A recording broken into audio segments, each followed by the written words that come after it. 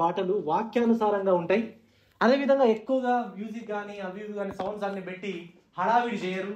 Lightings కానీ ఇంకా స్టేజ్లు కానీ అవన్నీ కూడా చేసి డెకరేషన్స్ కానీ అవేం కూడా చేసి పెద్ద హడావిడిగా ఏముండదు. వాక్యానుసారంగా మనం పాడుతూ ఉంటాము మన సంఘం. కాబట్టి సిసిడిసి అంటే మాకు ఇష్టమని చాలామంది చెప్పారు ఆ యొక్క ఇంటర్వ్యూలో. దాన్ని బట్టి నేను ప్రభుని స్తుతిస్తున్నాను.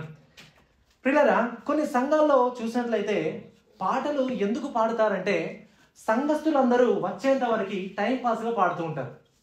ఇంకా సగమే వచ్చారు, ఇంకా 2 పాటలు ఎత్తండి అని టైం పాస్కి పాటలు పాడుతూ ఉంటారు కొన్ని సంఘాల్లో. అదేవిధంగా పాటలు ఎందుకు పాడుతుంటారంటే వచ్చిన వారిలో జోష్ని ఉత్సాహాన్ని నింపాలి. గట్టి కొట్టి ఇంకా ఫాస్ట్ కొట్టు తమ్ముడు అని ఇంకా జోష్ నింపడానికి మ్యూజిక్ గట్టి కొట్టమని చెప్పి ఇంకా గట్టిగా పాడుతూ ఉంటారు. అదేవిధంగా పాటలు ఎన్నుకోవడంలో కూడా మెల్లని పాటలు ఉన్నాయనుకోండి, లేదు లేదు పాట పాడద్దు, మనకు ఫాస్ట్గా ఉండాలి, ఫాస్ట్గా ఇలా కొట్టే సాంగ్స్ ఉండాలి. అలా ఉంటే మనందరూ కూడా ఉత్సాహం వస్తుంది, అలాంటి సాంగ్సే పాడాలి అని ఆ సాంగ్స్నే పాడుతూ ఉంటారు. పిల్లలు కొంతమంది ఇంకేం చేస్తుంటారంటే కొన్ని సంఘాల్లో స్పెషల్ సాంగ్స్కి అవకాశం ఇచ్చి వాళ్ళు తమలో ఎంత టాలెంట్ ఉందో, వాళ్ళ ఎంత మంచిగా పాడతారో రుజువు చేసుకోవడానికి స్పెషల్ సాంగ్స్ అవకాశాలు ఇస్తారు సంఘాల్లో. అప్పుడు వాళ్ళు వచ్చి స్పెషల్ సాంగ్స్ వచ్చి పాడుతూ ఉంటారు. దాని ద్వారా తమ యొక్క టాలెంట్ని వాళ్ళు అక్కడ కనపరుచుకుంటారు. కొంతమంది అయితే ఇంకా కుటుంబంలో ఉన్న వారందరూ కూడా భార్యాభర్తలు, పిల్లలు, మా తాత, మనవరాలు అందరూ కూడా స్టేజ్ మీద అందరూ నిలబడి మా కుటుంబం అందరూ చూడండి ఎలా ప్రభుని స్తుతిస్తున్నాము అని తెలియజేసుకోవడానికి కుటుంబంలో అందరు లైన్ కట్టి అందరు స్టేజ్ మీద ఉండి పాటలు పాడుతూ ఉంటారు. అదేవిధంగా ఇంకా కొందరు అయితే మేము మంచి డ్రెస్ వేసుకున్నాం, ఈరోజు మంచి సూట్ వేసుకున్నాను, అందరికి తెలియజేయాలి, మంచి మేకప్ కూడా వేసుకున్నాను అని తెలియజేయడానికి స్టేజ్ మీదకి వచ్చి కూడా కొంతమంది పాడేవాళ్ళు కూడా ఉన్నారు. మరికొందరు తాము రాసినటువంటి పాటలని ఇతరులకు వినిపించడానికి, నేను కొత్తగా ఒక పాట రాశాను కాబట్టి మీరు అది ఈరోజు సంఘంలో వాడతాను, మీ అందరు వినాలి అని వినిపించడానికి కొంతమంది పాటలు పాడుతుంటారు. మరికొందరు యూట్యూబ్ తర్వాత ఫేస్బుక్ లైవ్ పెట్టి ఎక్కువ సబ్స్క్రైబర్స్ రావాలని, అందరూ నన్ను చూడాలి, అందరూ లైక్లు కొట్టాలి, సబ్స్క్రైబ్స్ రావాలని వాళ్ళు వచ్చి పాడుతూ ఉంటారు.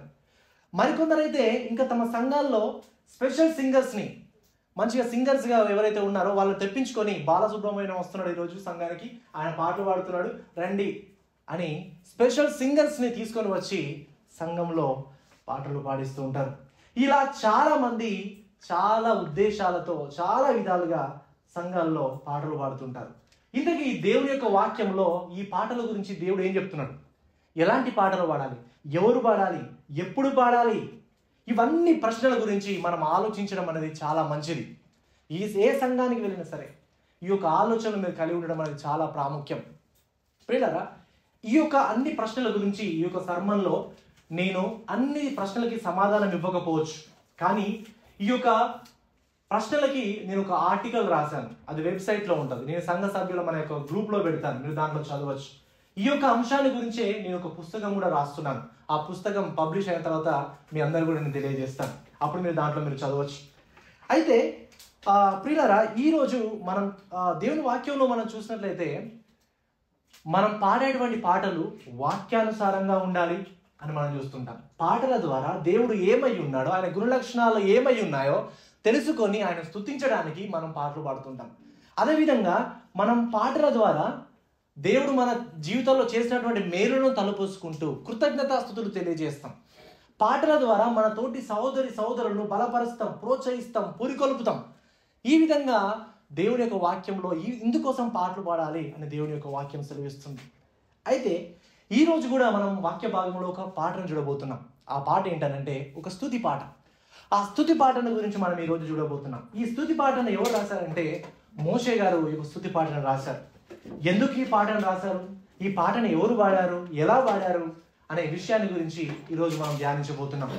ఈ స్తుతి పాటను గురించి మనం ధ్యానిస్తున్నప్పుడు మనము దేవుడు తన యొక్క పరిశుద్ధాత్మ శక్తిని ఆయన మనకు అనుగ్రహించి, తన పరిశుద్ధాత్మ యొక్క వెలిగింపును కూడా మనకు అనుగ్రహించి, ఎందు నిమిత్తమైతే మోషే ఈ పాట రాశాడో, ఎందు నిమిత్తమైతే ఇశ్రాయేలులు ఈ పాటను పాడారో ఆ కారణాల గురించి ఈరోజు మీకు తెలియజేస్తూ, మీలో కూడా స్తుతి పుట్టాలి, మీరు కూడా కృతజ్ఞతగా పాటలు పాడాలి అనేటువంటి ఉద్దేశంతో ఈరోజు నేను ఒక వాక్యాన్ని మీకు బోధిస్తున్నాను. నిర్గమకాండము నిర్గమకాండము 15వ అధ్యాయము ఈరోజు మనం చూడబోతున్నాం. నిర్గమకాండము 15వ అధ్యాయము 1 నుంచి 21 వచనాల వరకు ఈరోజు మనము వాక్యాన్ని ధ్యానిద్దాం. నిర్గమకాండము 15వ అధ్యాయము 1 నుంచి 21 వచనాలు ఈరోజు మనం వాక్యాన్ని చూద్దాం. అయితే ఈ యొక్క 15వ అధ్యాయాన్ని మనం చూసినట్లయితే మొట్టమొదటిగా మొదటి వచనంలో చూస్తే ఏ పదంతో ప్రారంభమవుతుంది? అప్పుడు. అప్పుడు అనే పదంతో ప్రారంభమవుతుంది కదా. అప్పుడు అంటే ఎప్పుడు? అప్పుడు అంటే ఎప్పుడు? ఇంతకన్నా ముందు జరిగినటువంటి సంఘటనలు జరిగిన తర్వాత. ఇంతకన్నా ముందు సంఘటనలు ఏం జరిగాయండి? ఐగుప్తీయుల యొక్క బానిసత్వం నుంచి దేవుడు ఇశ్రాయేలీయులను విమోచించినప్పుడు, వారు అరణ్యంలో ప్రయాణిస్తున్నప్పుడు వారికి ఎదురుగా ఎర్ర సముద్రం వచ్చింది. కానీ వారి వెనకాల ఐగుప్తీయులు వారిని తరుముకుంటూ వస్తున్నారు. అప్పుడు దేవుడు ఇశ్రాయేలులని రక్షించడానికి ఆయన ఏం చేశాడు? దేవుడు ఆ ఎర్ర సముద్రాన్ని 2 పాయలుగా చేశాడు. ఎర్ర సముద్రం 2 పాయలుగా చేసిన తర్వాత దాని మీద ఆరిన నేల ఏర్పరిచిన తర్వాత ఇశ్రాయేలీయులు ఆరిన నేలలో నడుచుకుంటూ వెళ్ళారు. కానీ వారి తరుముకుంటూ వచ్చేవారు ఐగుప్తీయులు ఆ యొక్క ఎర్ర సముద్రంలోనే మునిగిపోయారు. వారు చనిపోయారు. వారి శవాలు కూడా లోపలనే మునిగిపోయాయి. సో ఈ సంఘటన జరిగిన తర్వాత అప్పుడు దేవుడు ఇంత గొప్ప కార్యాన్ని చేసిన తర్వాత ఏం జరిగిందంటే, అప్పుడు ఏం జరిగింది అంటే ఇప్పుడు మనం వాక్యంలో చూడబోతున్నాం. చూడండి, ఇప్పుడు ఈ యొక్క వాక్య భాగంలో మనం చూసినట్లయితే ఈ యొక్క పాటని మనం చూస్తున్నాం. ఈ యొక్క పాటలో మనం చూస్తే ప్రత్యేకించి మోషే గారు అంటే దేవుడు చేసినటువంటి గొప్ప విజయాన్ని, దేవుడు చేసినటువంటి గొప్ప కార్యాన్ని గురించి తలపోసుకుంటూ మోషే, ఇశ్రాయేలీయులు అందరూ కూడా ఉత్సాహంతో అందరూ కూడా సంతోషిస్తూ పాడడం మనం ఇక్కడ చూస్తుంటాం ప్రియులారా. అంటే దేవుడు చేసినటువంటి గొప్ప కార్యాలను గురించి జ్ఞాపకం చేస్తూ ఈ యొక్క పాటను పాడుతున్నారు. సాధారణంగా బైబిల్లో ఇది సహజం. దేవుడు ఏదైనా గొప్ప కార్యం చేసినప్పుడు, దేవుడు ఏదైనా ఆశ్చర్య కార్యం చేసినప్పుడు, అద్భుత కార్యం చేసినప్పుడు, ఈ సంఘటన జరిగిన తర్వాత దేవుని ప్రజలందరూ కూడా చేరి పాటల ద్వారా ఆయన స్తుతించడం, మహిమపరచడం అనేది బైబిల్లో మనం చాలా చోట్ల చూస్తుంటాం. మనం చూసినట్లయితే బైబిల్లో కూడా అంటే పాటలు అనేవి బైబిల్లో చాలా సందర్భాల్లో ఉన్నాయి. ఆదికాండం 4వ అధ్యాయంలో మనం చూస్తాం లెమెకు పాడినటువంటి పాట. అదేవిధంగా న్యాయాధిపతుల్లో కూడా దెబోరా పాడినటువంటి పాట చూస్తుంటాం. చాలా సందర్భాల్లో కూడా ఇశ్రాయేలీయుల పట్ల దేవుడు చేసినటువంటి మేలను గురించి తలపోసుకుంటూ ఇశ్రాయేలీయులు చాలాసార్లు పాటలు పాడారు కదా. అంటే దేవుడు చేసినటువంటి మేలను తలపోసుకుంటూ పాటలు పాడడం అనేది బైబిల్లో ఒక సహజంగా ఉండేటువంటి పని. సో ఈ సందర్భంలో కూడా ఈ యొక్క మోషే ఈ యొక్క పాటను రాశాడు. అయితే ఈ యొక్క వచన భాగాల్లో ఇశ్రాయేలీలు అంటే ఇశ్రాయేలుల కల్చర్ను బట్టి, ఇశ్రాయేలీల యొక్క సంస్కృతిని బట్టి ఏంటనంటే, ఇశ్రాయేలీలు ఎవరైనా ఏ దేశం మీదైనా యుద్ధం గెలిచి తిరిగి వస్తే ఇశ్రాయేలు ఏం చేస్తారో తెలుసా? ఇశ్రాయేల్లో ఉన్నటువంటి స్త్రీలు ఆ యొక్క సైనికులు మరలా తిరిగి యుద్ధాన్ని గెలిచి తిరిగి వస్తున్నప్పుడు ఇశ్రాయేల్లో ఉన్నటువంటి స్త్రీలు అందరూ కూడా చేరి పాటలు పాడుతూ నృత్యాలు చేస్తూ ఆ యొక్క సైనికులను వెల్కమ్ చేసేవాళ్ళు అన్నట్టు, స్వాగతించేవాళ్ళు, జయోత్సాహంతో వాళ్ళని స్వాగతించేవాళ్ళు. కానీ ఇక్కడ మనం చూసినట్లయితే యుద్ధాన్ని గెలిచింది ఇశ్రాయేలీయులు కాదు, యుద్ధాన్ని గెలిచింది ప్రభు అయిన యేసుక్రీస్తు, దేవాతి దేవుడు కదా, తండ్రి అయిన దేవుడు. అయితే ఇక్కడ మనం చూసినట్లయితే యుద్ధాన్ని ఆయన గెలిచాడు కాబట్టి తన పిల్లలైనటువంటి ఇశ్రాయేలీయులు, మోషే వీళ్ళందరూ కూడా కూడి స్తుతి పాటలు పాడడం అనేది ఈ యొక్క వచన భాగాల్లో మనం చూస్తుంటాం ప్రేరణ. చూడండి, నిర్గమకాండం 15వ అధ్యాయం 1 నుంచి 21 వచనాల్లో మనం చూస్తే ఈ పాటలో ప్రతి పాటకు చరణాలు ఉంటాయి కదా, ప్రతి పాటకు చరణాలు ఉంటాయి. ఈ పాటలో కూడా ఒక 4 చరణాలు ఉన్నాయి. ఒక 4 చరణాలని మనం ఇక్కడ ఈ పాటలో మనం చూస్తాం ప్రియుల. ఈ 4 చరణాలు దేవునిని మనం స్తుతించడానికి 4 కారణాలను తెలియజేస్తాయి. అంటే దేవునిని మనం స్తుతించడానికి ఈ 4 చరణాలు 4 కారణాలని మనకు తెలియజేస్తాయి. ఈ 4 చరణాల్లో కూడా ఇశ్రాయేలీయులు అసలు దేవుని ఎందుకు స్తుతించారు అనే దానికి ఒక్కొక్క కారణం ఈ యొక్క 4 చరణాల్లో మనము చూస్తుంటాం. అయితే ఈ 4 చరణాలు 3 పోలికలతో విభజించబడ్డాయి. ఈ 4 చరణాలు 3 పోలికలతో విభజించబడ్డాయి. ప్రతి చరణము చివర ఒక పోలికను ఇక్కడ మనం చూస్తాం. 5వ వచనంలో చూస్తే చివరి మాటలు చూడండి. 5వ వచనం చివరి మాటలు ఏమనుంది? రాతి వలె అడుగంటి పోయిరి అని ఉంది కదా, ఇది ఒక పోలిక. 10వ వచనం చూడండి, చివరి మాటలో ఏముంది? వారు మహా అగాధమైన నీళ్ళలో సీసము వలె మునిగిరి, ఇది ఒక పోలిక. 16వ వచనం చూడండి, 16వ వచనం చివరన చూడండి ఏమనుంది? పగవారు రాతి వలె కదా. అంటే ఈ యొక్క 3 పోలికలు మనం చూసినట్లయితే ఈ 3 పోలికలతో ఒక 4 చరణాలు అనేది ఇక్కడ విభజించబడడం ఈ యొక్క పాటలో మనం చూస్తుంటాం. అయితే ఈ 3 పోలికలు 4 కారణాలు, ఈ యొక్క 3 పోలికల్లో అంటే 4 చరణాల్లో ఒక 4 కారణాలని మనం ఇక్కడ చూస్తున్నాం. దేవునిని మనం ఆరాధించడానికి 4 కారణాలు. మొదటి కారణం ఏంటనంటే దేవునిని మనం ఎందుకు ఆరాధించాలంటే మొదటి కారణం దేవుడు మన యొక్క రక్షకుడు కాబట్టి. అది 1 నుంచి 5 వచనాలు చూస్తాం. రెండవ కారణం దేవుని మనం ఎందుకు ఆరాధించాలంటే ఆయన సర్వశక్తిమంతుడు కాబట్టి. ఇది 6 నుంచి 10 వచనాలు చూస్తుంటాం. దేవునిని మనం ఎందుకు ఆరాధించాలంటే ఆయనలా ఎవరు లేరు కాబట్టి. అది 11 నుంచి 16 వచనాలు చూస్తుంటాం. మనము దేవుని ఎందుకు ఆరాధించాలంటే ఆయన ప్రారంభించిన దానిని ఆయన తప్పకుండా ముగిస్తాడు కాబట్టి. 15 నుంచి 21 వచనాల్లో మనం ఈ యొక్క చూస్తుంటాం. మొదటి కారణం మనం దేవుని ఎందుకు ఆరాధించాలి? మొదటి కారణం ఏంటంటే దేవుని మనం ఎందుకు ఆరాధించాలంటే ఆయన మన రక్షకుడు కాబట్టి. చూడండి 1 నుంచి 5 వచనాలు. మొదటి వచనం, అప్పుడు మోషేయు ఇశ్రాయేలీయులను యెహోవాను గురించి ఈ కీర్తన పాడిరి. యెహోవాను గురించి గానము చేసేదను, ఆయన మిగుల అతిశయించి జయించెను. గుర్రములను దాని రౌతులను ఆయన సముద్రములో పడద్రోసెను. యెహోవాయే నా బలము నా గానము, ఆయన నాకు రక్షణయు ఆయను. ఆయన నా దేవుడు, ఆయనను వర్ణించెదను. ఆయన నా పితరుల దేవుడు, ఆయన నామమును చించెదను. పిల్లలు చూడండి, ఇక్కడ దేవుడు ఎర్ర సముద్రమును 2 పాయలుగా చేశాడు. 2 పాయలుగా చేసి మధ్యన ఆరిన నేలని ఆయన కలగజేశాడు. వారి వెనకాల తరుముకుంటూ వస్తున్నటువంటి ఐగుప్తీయులందరినీ కూడా ఆ ఎర్ర సముద్రంలో ఆయన నశింపజేశాడు. వారందరూ కూడా సముద్రంలో వారి శవాలు రాతి వలె మునిగిపోయాయంట. దీన్ని బట్టి దేవుడు ఈ ఐగుప్తుల పట్ల గొప్ప విజయాన్ని సాధించాడు అని ఒక వచన భాగంలో మనం చూస్తుంటాం. ప్రియులారా చూడండి, ఇశ్రాయేలీయులకు ప్రతిగా దేవుడు యుద్ధము చేశాడు. యుద్ధము చేసిన తర్వాత వచ్చినటువంటి విజయాన్ని ఇశ్రాయేలీయులకు ఆయన ఇవ్వడం అనేది మనం చూస్తుంటాం. అందుకనే ఇశ్రాయేలీయులు ఎంతో సంతోషముతో ఈ స్తుతి పాటలు పాడుతున్నారు. దేవుడు మా పక్షాన యుద్ధం చేశాడు, ఆయన విజయాన్ని మాకు ఇచ్చాడు అని వీళ్ళు స్తుతిస్తూ దేవుడిని వాళ్ళు పాడడం అనేది మనం ఇక్కడ చూస్తుంటాం. ప్రియులారా చూడండి, ఆ సముద్రంలో ఐగుప్తుల యొక్క గుర్రములు కానీ రౌతములు కానీ ఆ యొక్క సైనికులు అందరూ కూడా మునిగిపోయారంట. ప్రత్యేకించి ఐగుప్తుల్లో ఉన్నటువంటి సేనలో ఉన్నటువంటి ప్రముఖులు మరణించారంట. ముఖ్యమైన వారు, బలమైన వారు, ప్రముఖులు వారు మరణించారంట.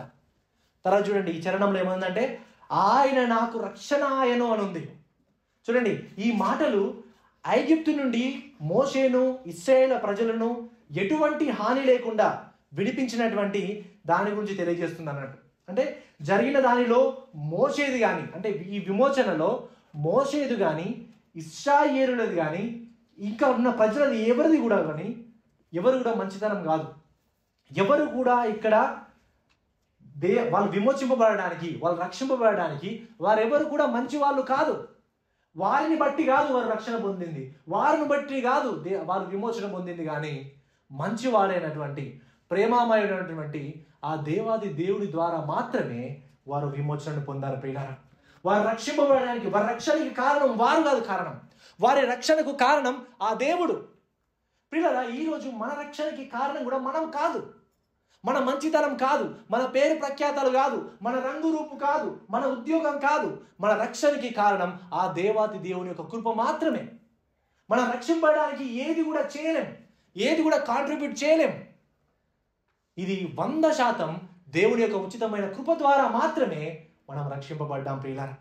అందుకనే ఎఫెసీయులకు రాసిన పత్రిక 2వ అధ్యాయం 8వ వచనం చూస్తే, మీరు విశ్వాసము ద్వారా కృపచేతనే రక్షింపబడ్డారు, ఇది మీ వలన కలిగినది కాదు, దేవుని యొక్క వరమే అంటున్నాడు. కృపచేతనే రక్షింపబడ్డారు. కృప అంటే అర్హత లేని వానికి అర్హతనివ్వడం. ఇశ్రాయేలీయులు ఐగుప్తుల యొక్క బానిసత్వం నుంచి విమోచింపబడడానికి ఇశ్రాయేలీయులకి అర్హత లేదు.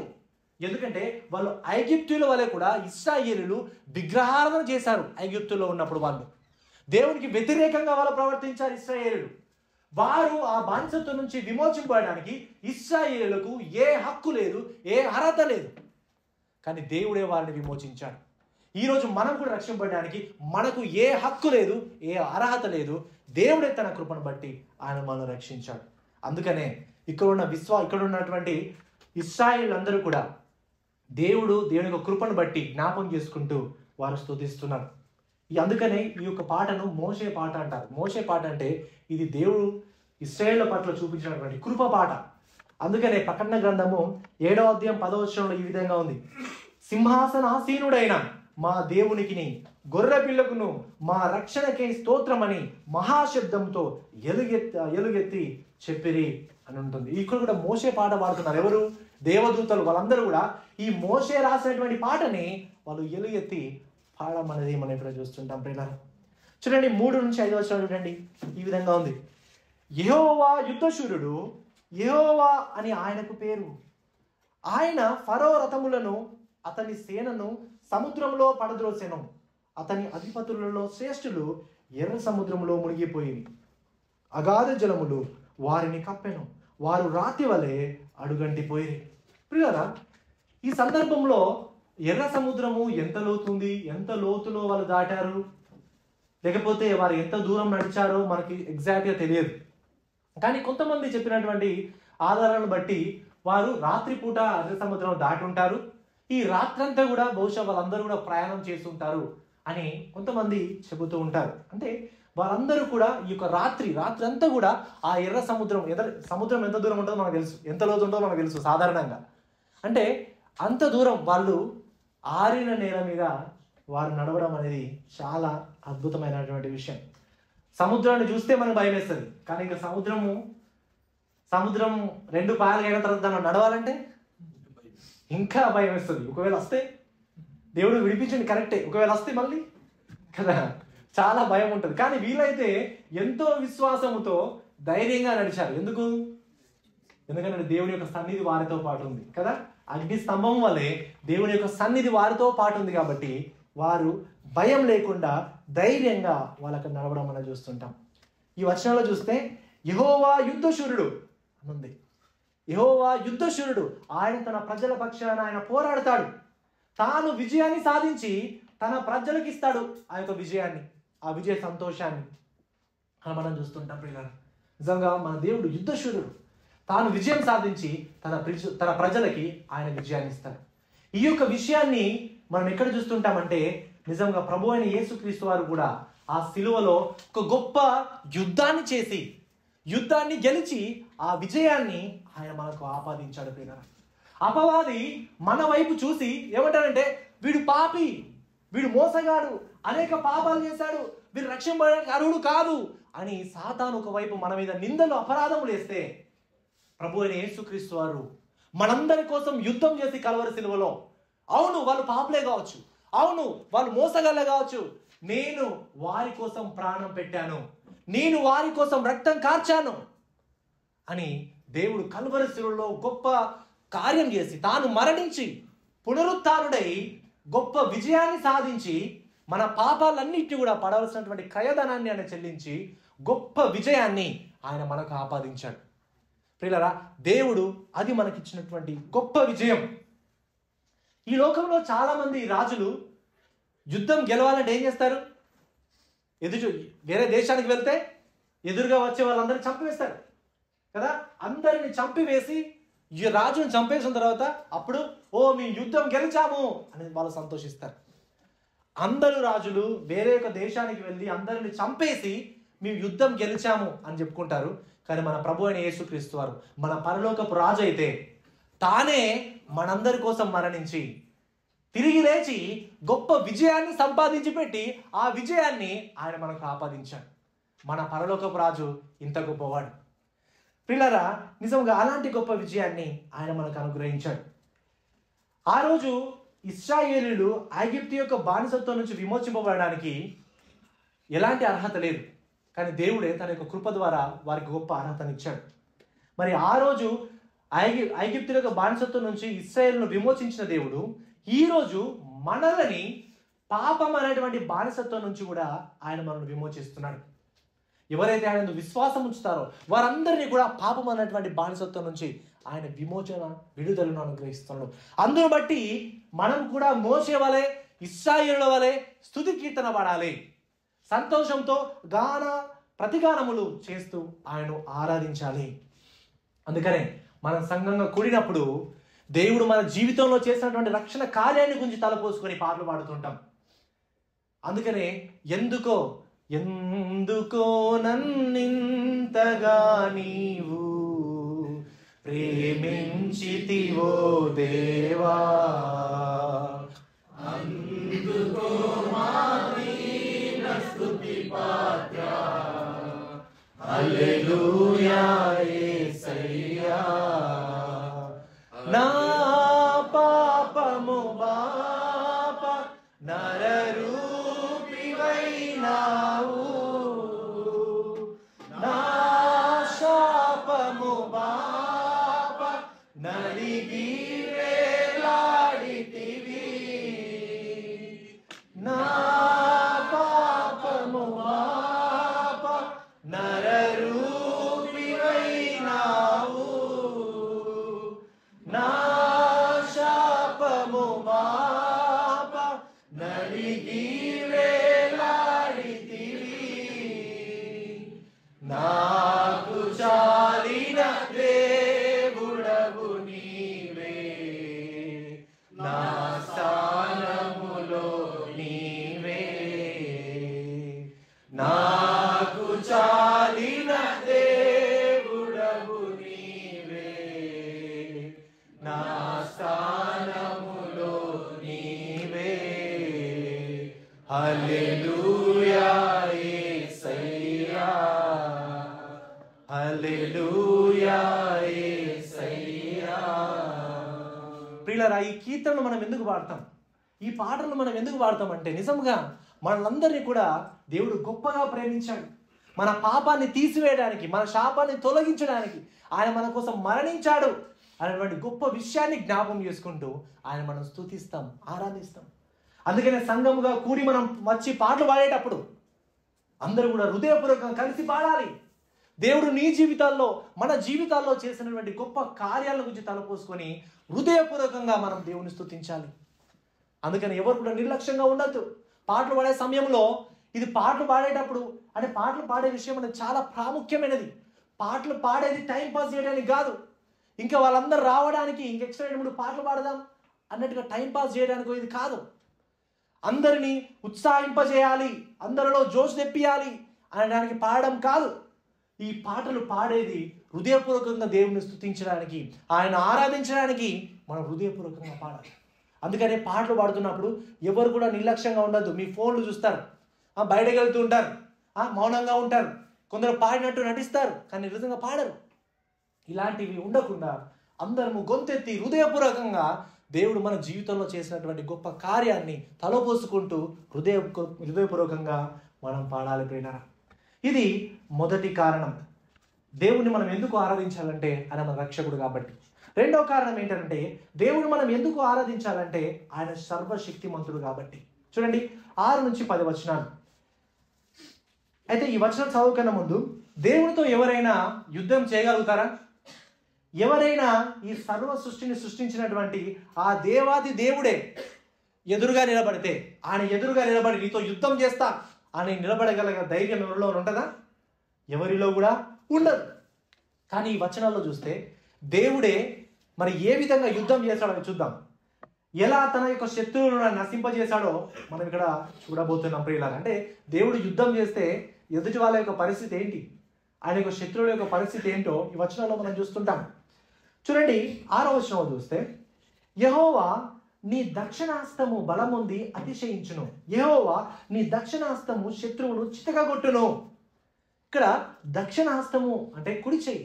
ఈ కుడి చేయి అనేది ఏంటంటే దేవుని యొక్క బలమును గురించి, శక్తిని గురించి తెలియజేసేటువంటి విషయం. అంటే తన యొక్క దక్షిణ హస్తం శత్రువులను చితగొడుతుందంట. చితగొట్టడం అంటే మరిగా భయంకరంగా నశింపజేయడం, మరలా తిరిగి లేవకుండా చితగా కొట్టేస్తాడంట తన శత్రువులను దేవుడు. తర్వాత 7వ వచనం చూడండి, నీ మీదికి లేచు వారిని నీ మహిమాతిశయము వలన అణిచివేయుదువు, నీ కోపాగ్నిని రగలజేయుదువు, అది వారిని చెత్తవలే దహించును. చూడండి, తన కోపాగ్ని చేత వారిని చెత్త వలె దహిస్తాడంట. మామూలుగా చెత్త ఎలా ఎలా మండుతుంది? అగ్ని చెత్త ఎంత వైపు ఉన్నా కూడా, ఒక అడవిలో చాలా ఎండాకాలంలో చిన్నగా ఒక అగ్గిపుల్ల గీకి పెట్టామనుకోండి, ఆ చెత్త ఎంత దూరం ఉందో కొన్ని వందల కిలోమీటర్లైనా సరే అది పాకుతూ వెళ్ళి దహించుకుంటూ వెళ్తుంది అంతా కూడా కదా. సో దేవుడు కూడా చెత్త వలె వారిని దహిస్తానంటున్నాడు. 8వ వచనం చూడండి, నీ నాసిక రంధ్రముల ఊపిరి వలన నీళ్లు రాశిగా కూర్చబడెను, ప్రవాహములు కుప్పగా నిలిచెను, అగాధ జలములు సముద్రము మధ్య గడ్డకట్టెను. ఈ వచనములో మనం చూస్తే ఆయన సముద్రాన్ని చీల్చి గోడలుగా నిలబెట్టాడంట నీటిని. ఒక్కసారి ఇమాజిన్ చేయండి, ఆ మహాసముద్రంలో గొప్పగా సముద్రం ఇట్లా వేరుగా ఉండి గోడల వలె సముద్రంలో ఉన్నటువంటి నీటిని ఆయన ఏర్పరిచాడంట. ఈ భూమిపై ఉన్నటువంటి గురుత్వాకర్షణ శక్తిని బట్టి అలా ఉండడం చాలా కష్టం, ఎందుకంటే నీళ్లు ఇలానే నీటారుగా గోడల వల్ల ఉండడం కష్టం. కానీ దేవుడు సర్వశక్తిమంతుడు కాబట్టి, ఆయన అనుకుంటే ఏదైనా జరుగుతుంది కాబట్టి ఆ గొప్ప సముద్రాన్ని కూడా ఆయన గోడల వలె కుప్పల వలె ఆయన చేశాడంట నీటిని. అంత గొప్పగా ఆయన వాటిని నిలబెట్టి అదేవిధంగా కాలికి చెమ్మ తగలకుండా వేశాడంట. అంత గొప్ప సముద్రము 2 భాగాలుగా అవుతే సాధారణంగా ఏముంటుంది? కింద భయంకరంగా తడి బురద ఉంటుంది కదా.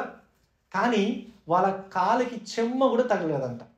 అంటే కంప్లీట్గా డ్రై ల్యాండ్, కంప్లీట్గా ఆరిన నేల ఏర్పడిందంట. చూడండి దేవుని యొక్క శక్తి ఎంత గొప్పదో.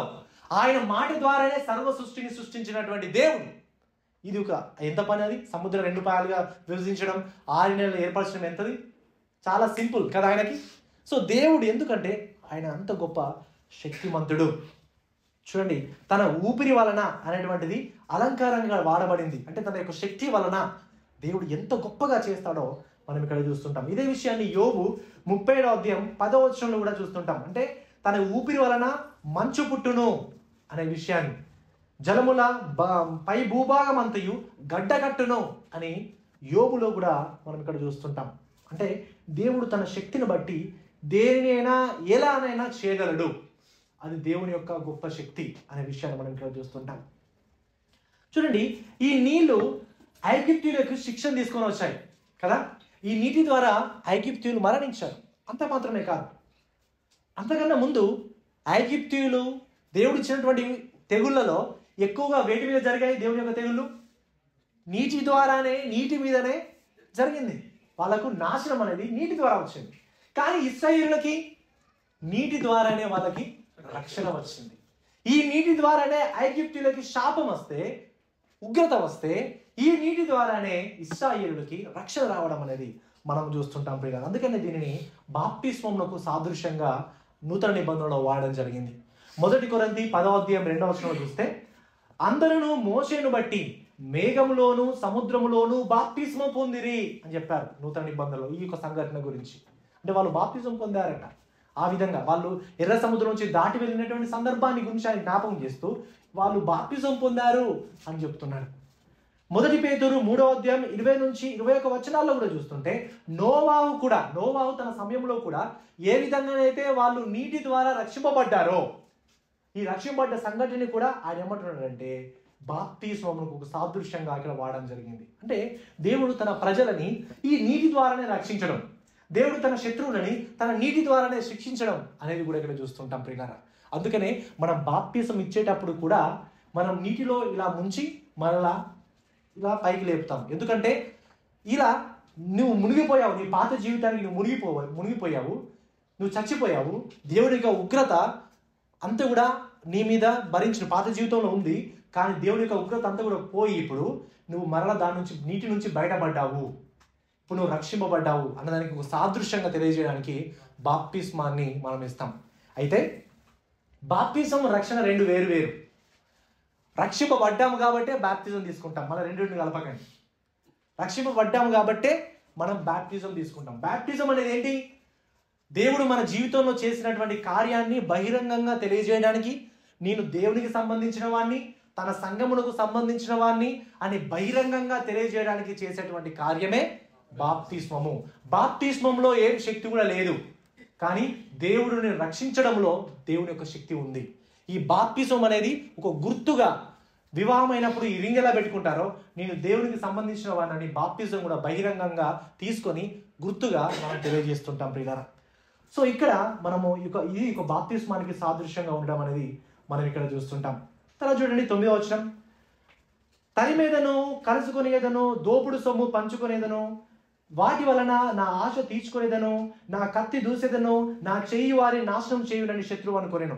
నీవు నీ గాలిని విసరజేసితివి, సముద్రము వారిని కప్పెను, వారు మహా అగాధమైన నీళ్లలో సీసము వలె మునిగిరి. చూడండి, శత్రువులంట ఇశ్రాయేలును ఏమనుకున్నారంటే వాళ్ళని తరమాలి, వాళ్ళ దోపుడు సొమ్ము లాక్కోవాలి, వాళ్ళ మీద కత్తి దూయాలి, వాళ్ళందరినీ చంపివేయాలి అని ఐగుప్తీయులు అనుకున్నారంట.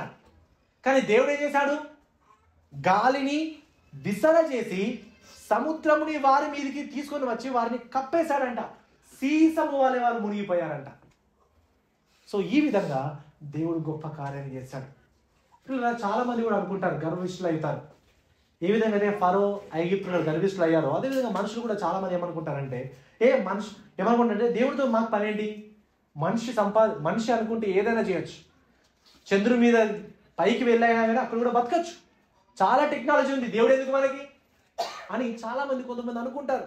దేవుని మీద ఆధారపడకుండా తమ యొక్క సొంత జ్ఞానం మీద ఆధారపడి, టెక్నాలజీ మీద ఆధారపడి గర్విష్ఠులు అవుతారు. కానీ ప్రియులారా, దేవుని యొక్క సహాయం లేనిది మనం ఏది కూడా చేయలేం. దేవుని యొక్క కృప లేనిది మనం ఏది కూడా చేయలేం. గొప్ప టెక్నాలజీ ఉండొచ్చు, కానీ దేవుని యొక్క సహాయం లేకపోతే ఏది కూడా మనం చేయలేం. అందుకని మనం తప్పకుండా అన్ని విషయాల్లో దేవుని మీద మనం ఆధారపడాలి. అన్ని విషయాల్లో దేవుని మీద ఆధారపడాల్సినటువంటి విషయం చాలా ప్రాముఖ్యంగా ఉంది ప్రియులారా. మనం దేవునికి వేరుగా ఉండి ఫలించలేం. మనం దేవునికి దూరంగా ఉండి మనం అస్సలకి సంతోషించలేం. మనం దేవునితో అస్సలకి పోరాడలేం. సర్వశక్తివంతుడైనటువంటి ఆ దేవుని యొక్క శక్తి ముందు మన శక్తి చాలా చిన్నది.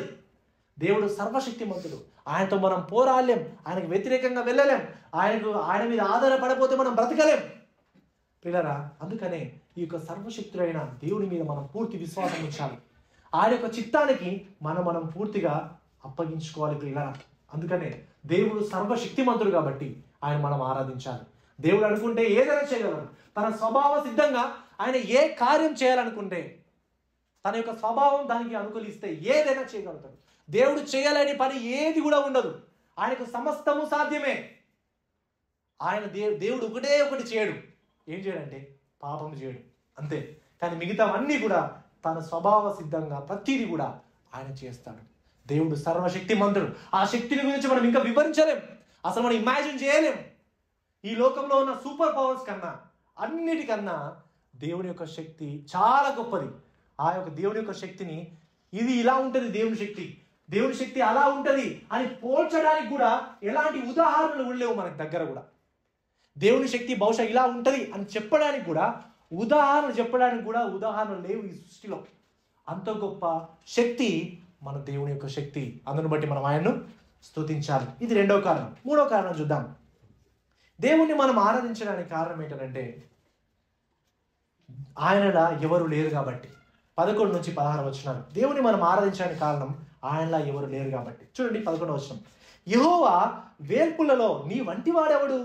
పరిశుద్ధతను బట్టి నీవు మహనీయుడవు, స్తుతి కీర్తనను బట్టి పూజుడవు, అద్భుతములు చేయువాడవు, నీ వంటి వాడెవడు? చూడండి, వేల్పులలో అంటే దేవుడుగా పిలువబడుతున్న వాళ్ళలో, దేవతలుగా పిలువబడుతున్న వాళ్ళలో నీ వంటి వారు ఎవరు కూడా లేరు అని చెప్తున్నాడు. ఇక్కడ మనం చూడండి, నీ వంటి వాడేవాడు, పరిశుద్ధతను బట్టి నీవు మహనీయుడవు అని చెప్తున్నాడు. పరిశుద్ధత మనం చూస్తే, పరిశుద్ధత అంటే ఏంటి? పరిశుద్ధత అంటే మనం ఏం చేస్తాం? పాపం లేకపోవడమే పరిశుద్ధత అని అంటాం. కానీ పరిశుద్ధత అంటే అది కాదు ప్రియులారా. దేవుడు పరిశుద్ధుడు అంటే దేవుడు ఏ పాపం చేయని వాడు అని మాత్రమే కాదు. పరిశుద్ధతను పోల్చాలంటే పాపాన్ని ఉపయోగించిన అవసరం లేదు. పరిశుద్ధతకి పరిపూర్ణమైన నిర్వచనమే దేవుడు. కాబట్టి దేవుడే పరిశుద్ధమై ఉన్నాడు. ఆయన కూడా వేరే వాళ్ళతో కూడా దేనితో పోల్చలేము. పరిశుద్ధుడు అనే మాటకి మరొక పదం ఏంటంటే ప్రత్యేకింపబడిన వాడు అని అర్థం. ఆయన సర్వ సృష్టి నుంచి ప్రత్యేకింపబడిన వాడు, ఆయనలా ఎవరు లేరు, ఉండబోరు అనే విషయాన్ని తెలియజేయడానికి దేవుడు పరిశుద్ధుడు అని మనం చెప్తాం. దేవుడు పరిశుద్ధుడు అంటే ఈ సర్వ సృష్టి నుంచి ఆయన ప్రత్యేకింపబడిన వాడు, ఆయనలా ఎవరు లేరు అనే విషయాన్ని పరిశుద్ధుడు అనే విషయం మనకు తెలియజేస్తాం ప్రియులారా. ఇక్కడ అందుకనే నీ వంటి వాడెవడు, పరిశుద్ధతను బట్టి నీవు మహనీయుడవు అని ఇక్కడ వివరించడం మనం చూస్తుంటాం ప్రియులారా.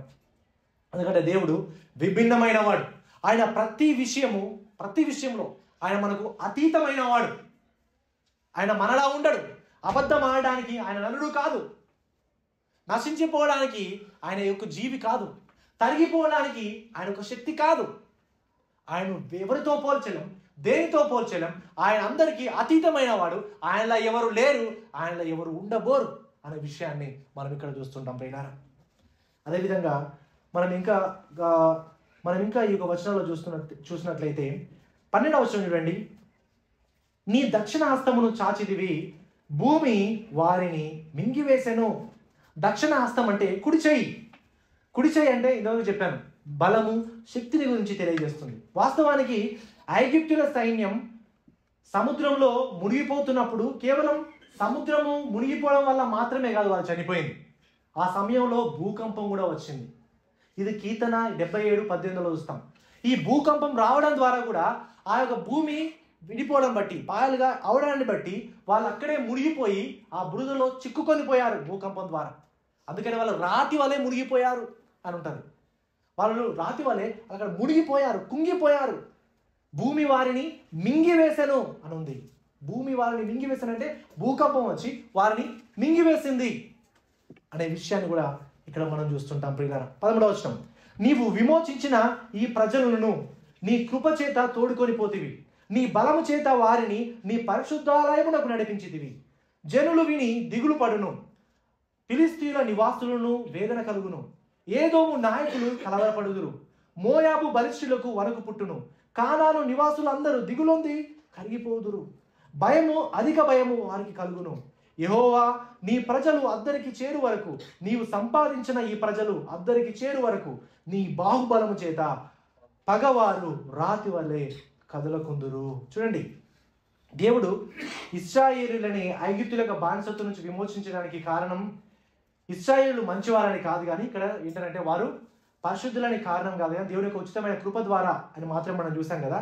ఇక్కడ మనం చూస్తే ప్రత్యేకించి 13వ వచనంలో నీవు విమోచించిన ఈ ప్రజలను నీ కృప చేత, చూడండి, నీ కృప చేత తోడుకొని పోతివి. అది నీ కృపనే కానీ వారి యొక్క మంచితనం కాదు, వారి యొక్క గొప్పతనం కాదు అని ఇక్కడ క్లియర్గా చెప్తున్నా. నీ బలము చేత వారిని పరిశుద్ధాలయము నడిపించితివి. అది నీ కృపనే, అది నీ బలమే కానీ ఇశ్రాయేలు మంచితనం కానీ మోషే మంచితనం కానీ ఇక్కడ లేదు అనే విషయాన్ని కూడా మనం ఇక్కడ చూస్తుంటాం ప్రియులారా.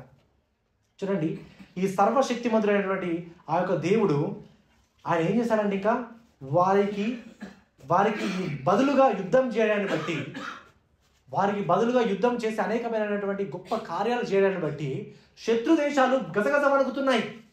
వాళ్ళు భయపడుతున్నారు. అమ్మో, వాళ్ళ దేవుడా చాలా గొప్పవాడు, ఎర్ర సముద్రాన్ని 2 పాయలుగా చేసిన వాడు, ఐగుప్తులో మహారాజునే ఫరోనే అంత గజగజ వణికించిన వాడు, అమ్మో ఇది మనతో కాదని చుట్టూ ఉన్న దేశాలందరూ కూడా, ఫిలిష్తీయులు కానీ, ఏదోమీయులు కానీ, మోయాబీయులు కానీ, కానానీయులు కానీ వాళ్ళందరూ కూడా భయపడ్డారంట. అమ్మో వీళ్ళు మామూలు కాదు. ఈ భయపడేది ఇశ్రాయేలు శక్తివంతులని కాదు, ఇశ్రాయేలు యుద్ధశీలులని కాదు. ఇక్కడ శత్రుదేశం వీళ్ళు భయపడడానికి కారణం ఏంటంటే, అమ్మో వాళ్ళ వెనకాల గొప్ప శక్తివంతుడైన దేవుడు ఉన్నాడు, వాళ్ళ వెనకాల సృష్టికర్త అయిన గొప్ప దేవుడు ఉన్నాడు అనే విషయాల గురించి జ్ఞాపకం చేసుకొని చుట్టూ ఉన్న దేశాలు గసగస వణుకుతున్నాయంట, వాళ్ళకి భయపడుతున్నారంట పిల్లల. నిజంగా ఆ రోజు ఇశ్రాయేలులకు తోడుగా ఉన్నటువంటి దేవుడు ఈ రోజు మనకు కూడా ఆయన తోడుగా ఉంటానన్నాడు. ఆ రోజు ఇశ్రాయేలులని ఐగుప్తుల యొక్క బానిసత్వం నుంచి విమోచించినటువంటి దేవుడు ఈ రోజు మనల్ని కూడా పాపం అనేటువంటి బానిసత్వం నుంచి ఆయన మనల్ని విమోచిస్తాడు.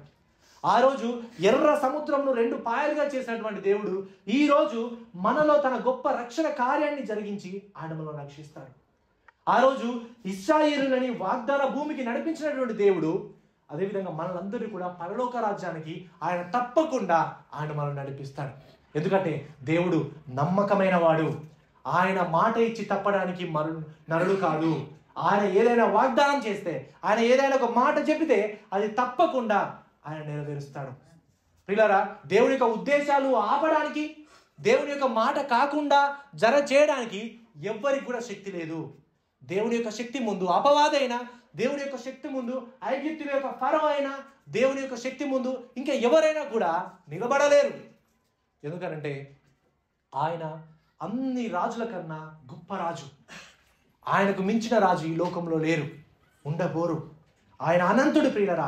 ఆయనకు శక్తిని గురించి కానీ ఆయన గురించి కానీ మనం ఎప్పటికి కూడా పరిపూర్ణంగా మనం వివరించలేము. దేవుడు అనంతుడైన దేవుణ్ణి పరిమితి గల మానవులమైన మనం ఎప్పటికి కూడా ఎన్నటికి కూడా పరిపూర్ణంగా మనం అర్థం చేసుకోలేము. ఆయన ఎప్పటికి కూడా పరిపూర్ణంగా మనకు అర్థం కాడు. కానీ మనకు ఎంతవరకు అర్థం కావాలో అంతవరకు బైబిల్లో ఆయన మనకు తెలియజేశాడు. ఆ బైబిల్ని చదువుతున్నప్పుడు మనకు అర్థమవుతుంది. మనకి ఎంతవరకు అయితే అర్థం కావాలో అంతవరకు దేవుడు మనకు బయలుపరుచుకున్నాడు తన యొక్క వాక్యంలో. అందుకని మనం వాక్యాన్ని చదువుతున్నప్పుడు దేవుని గురించి మనం ఇంకెక్కువ తెలుసుకోగలుగుతాం. పిల్లల, దేవుడు అనంతుడు. ఆయనలా ఎవరు లేరు, ఉండబోరు. కాలమును బట్టి చూడగా దేవుడు నిత్యుడు. శక్తిని బట్టి చూడగా దేవుడు సర్వశక్తిమంతుడు. స్థలమును బట్టి చూడగా దేవుడు సర్వవ్యాప్తి. జ్ఞానమును బట్టి చూడగా దేవుడు సర్వజ్ఞాని. ఈ లక్షణాలు ఏమైనా కలిగి ఉంటారా? లేరు. ఆయనలా ఎవరు లేరు. ఆయన ప్రత్యేకమైన వాడు, ఆయన పరిశుద్ధుడు అనే విషయాన్ని చూస్తాం. అందును బట్టి ఆయన మనం స్తుతించాలి. ఇది 3వ కారణం. చివరిగా 4వ కారణం, దేవుని మనం ఎందుకు ఆరాధించాలంటే ఆయన ఏదైనా ప్రారంభిస్తే ఆయన తప్పకుండా దాన్ని ముగిస్తాడు. ప్రారంభించిన దానిని ముగిస్తాడు. అందుకని మనం ఆయన ఆరాధించాలి. చూడండి 17 నుంచి 21 వచనాలు. 17, నీవు నీ ప్రజలను తోడుకొని వచ్చెదవు. యెహోవా, నీ స్వాస్థమైన కొండ మీద నా ప్రభువా, నీవు నిర్మించుకొనినటువంటి చోటను నీ చేతులు స్థాపించిన పరిశుద్ధాలయమందు వారిని నిలవబెట్టుదువు. యెహోవా నిరంతరమును ఏలువాడు. ఫరో గుర్రములను, అతని రథములను, అతని రౌతులను సముద్రములో దిగగా యెహోవా వారి మీదికి సముద్ర జలములను మళ్లించెను. అయితే ఇశ్రాయేలీయులు సముద్రపు మధ్యను ఆర్య నేల మీద నడిచిరి. చూడండి, ఇక్కడ దేవుడిని వారు స్తుతించడానికి కారణం ఏంటంటే దేవుడు వారిని విమోచిస్తానని వాగ్దానం చేశాడు. ఇశ్రాయేలీయులని ఐగుప్తుల యొక్క బానిసత్వం నుంచి విమోచిస్తానని వాగ్దానం చేశాడు. ఇది వాగ్దానం ఎంతో చూసాం మనం. యోసేపు ఆదికాండం 50వ అధ్యాయంలో యోసేపు తన కుటుంబ సభ్యులందరూ కూడా వచ్చి ఐగుప్తులో సెటిల్ అయిన తర్వాత యోసేపు ఏమనంటాడు? మీరు వెళ్ళేటప్పుడు మీరు వాగ్దాన దేశంకు నిశ్చయముగా దేవుడు మనల్ని దర్శిస్తాడు. దేవుడు దర్శించినప్పుడు మీరు నన్ను ఏం చేయాలి? నా ఎముకలను మీరు ఆ దేశానికి తీసుకొని వెళ్ళాలని చెప్పాడు కదా. దేవుడు ముందుగానే వాగ్దానం చేశాడు. ఈ వాగ్దానం ముందుగా ఎవరికి చేశాడు? అబ్రహాముకు చేశాడు. 12వ అధ్యాయంలో నీకు వాగ్దాన దేశాన్ని ఇస్తానన్నాడు కదా. ఆ వాగ్దానాన్ని చేసిన దేవుడు ఏ విధంగా నెరవేర్చాడు చూడండి. మధ్యలో ఎన్నో అవరోధాలు ఎదురయ్యాయి, కానీ తన పని ఆగిపోయిందా? ఆగలేదు. దేవుడికి వాగ్దానం చేశాడంటే, దేవుడు ఏదైనా ఒక పనిని ప్రారంభించాడంటే ఆ పనిని తప్పకుండా ఆయన ముగిస్తాడు పిల్లలు. తప్పకుండా ఆయన తాను నెరవేరుస్తాడు. చూడండి, తన ప్రజలను తోడుకొని వచ్చేదవు, నిశ్చయముగా నువ్వు కార్యం చేస్తావు అని మనం ఇక్కడ చూస్తుంటాం పిల్లలు. అయితే మనం ఇంకా కూడా చూస్తే 20వ వచనంలో చూస్తే చూడండి, 20వ వచనంలో మనం చూస్తే, మరియు అహరోను సహోదరియు ప్రవక్తియగు మిర్యాము తంబూరను చేత పట్టుకునేను. స్త్రీలందరూ తంబూరతోనూ నాట్యముతోనూ ఆమె వెంబడి వెళ్ళగా మిర్యాము వారితో కలిసి ఇట్లు పల్లవి ఎత్తి పాడెను. యెహోవాను గానము చేయుడి, ఆయన మిగుల అతిశయించి జయించెను. గుర్రములను దాని రౌతులను సముద్రములో ఆయన పడద్రోసెను. చూడండి, సాధారణంగా ఇశ్రాయేలీయులు ఏదైనా యుద్ధం గెలిస్తే అక్కడ ఇశ్రాయేలు స్త్రీలు వారిని ఎదుర్కొంటూ కీర్తనలు పాడతారని మనం చూసాం కదా. కానీ ఇక్కడ యుద్ధం గెలిచింది దేవుడు. కాబట్టి దేవుడు యుద్ధాన్ని గెలిచాడు కాబట్టి మోషే కానీ, అహరోను కానీ, అక్కడ ఉన్నటువంటి వాళ్ళ యొక్క సహోదరి కానీ, మరి వాళ్ళందరూ కూడా, మిర్యాము కానీ, వాళ్ళందరూ కూడా జయోత్సాహంతో సంతోషించు వాళ్ళు పాటలు పాడుతున్నారంట. చూడండి, ఇక్కడ మిర్యాము ఏం పాడుతుందనంటే పల్లవిని ఎత్తి పాడుతుంది. పల్లవి మోషే పాడాడు కదా, ఇంతకుముందు పల్లవి ఎత్తాడు కదా, ఆ పల్లవిని మళ్ళీ ఎత్తి పాడుతుంది అన్నట్టు. సేమ్ అదే ఏంటి, దేవుడు జయించాడు అనేటువంటి విషయాన్ని మనం ఇక్కడ చూస్తుంటాం. సేమ్ మాటల్లో అదే పల్లవిని ఆమె కూడా ఇక్కడ ఎత్తి పాడడం అనేది మనం ఇక్కడ చూస్తుంటాం. చూడండి, ప్రత్యేకించి ఈ యొక్క మిర్యాము గురించి ఇదే ఫస్ట్ టైం అనుకుంటా మిర్యాము గురించి పేరు చెప్పడం. అంతకన్నా ముందు మోషే అహరోను యొక్క సహోదరి ఉంది, కానీ ఇదే ఫస్ట్ టైం వాళ్ళ యొక్క సహోదరి పేరు ఏంటో ఇక్కడ కూడా మెన్షన్ చేయబడ్డది. ఈ యొక్క మిర్యాము అంట తన యొక్క తోటి స్త్రీలందరూ కూడా వాళ్ళందరూ కూడా వచ్చి కలిసి నాట్యాలు చేస్తూ కీర్తనలని ఇక్కడ పాడుతున్నారంట. మిర్యాము చూసినట్లయితే మిర్యాము ఎందుకు ఇలా ముందుకు వచ్చి ఏ విధంగా ఎందుకు నడిపిస్తున్నారంటే, మిర్యాము ఇంతకన్నా ముందే దేవుని యొక్క రక్షణ కార్యాన్ని చూసింది. ఎప్పుడు చూసింది? మిర్యాము ఐగుప్తులో ఫరో మగ పిల్లలందరినీ కూడా చంపేస్తున్నప్పుడు మోషేను దేవుడు ప్రత్యేకపరిచి ఆ కొలనులో ఆ యొక్క బుట్టిలో వేయడాన్ని బట్టి ఆ కొలనులో వెళుతున్నప్పుడు దేవుడు అద్భుత రీతిగా రక్షించి ఫరో యొక్క ఇంటికే నడిపించడం ఎవరు చూశారు? మిర్యాము చూసింది కదా. దేవుడు ఏ విధంగా తన ప్రజలను రక్షిస్తాడో ఆమె సాక్ష్యం ఇచ్చిందేమో చూసింది మిర్యాము. అది మొదటి సంఘటన అయితే, ఇది రెండవ సంఘటన. మళ్ళీ అదే నీటి ద్వారా దేవుడు తన ప్రజలను ఎర్ర సముద్రం 2 పాయలుగా చేసి తన ప్రజలని ఆయన రక్షించాడు.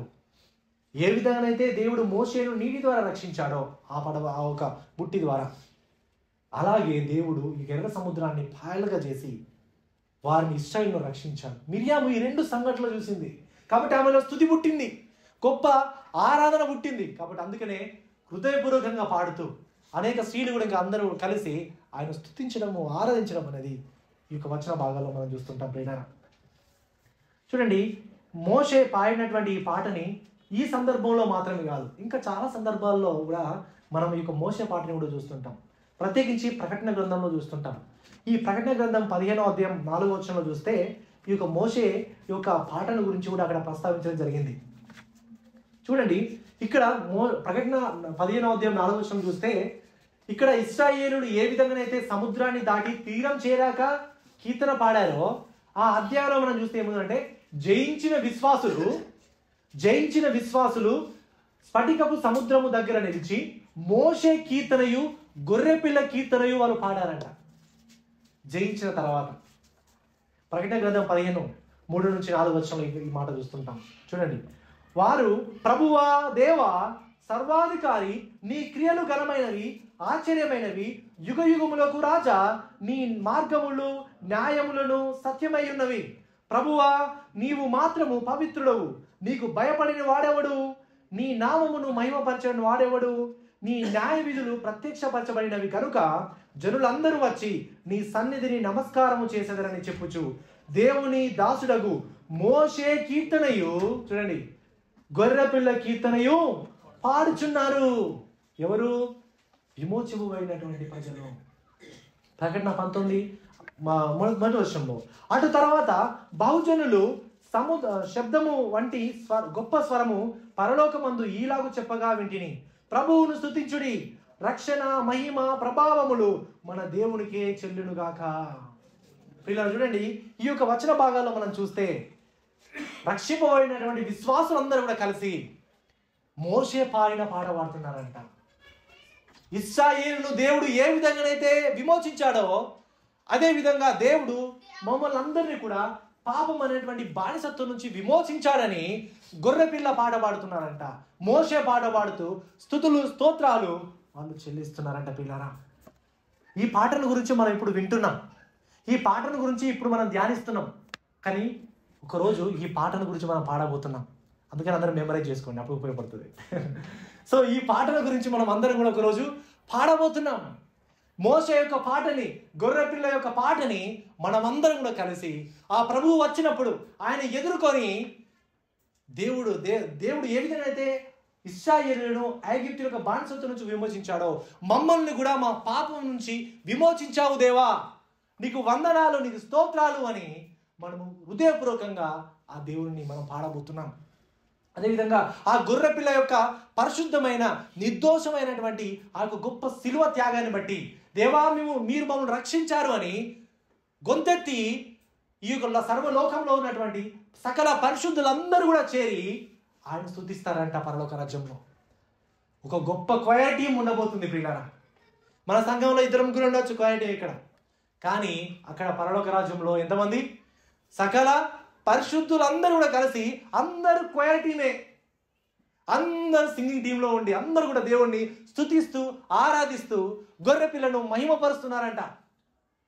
పిల్లల ఎంత గొప్ప సన్నివేశం గమనించండి. ఎంత గొప్ప సంతోషకరమైన సంఘటన మన ముందు ఉంది.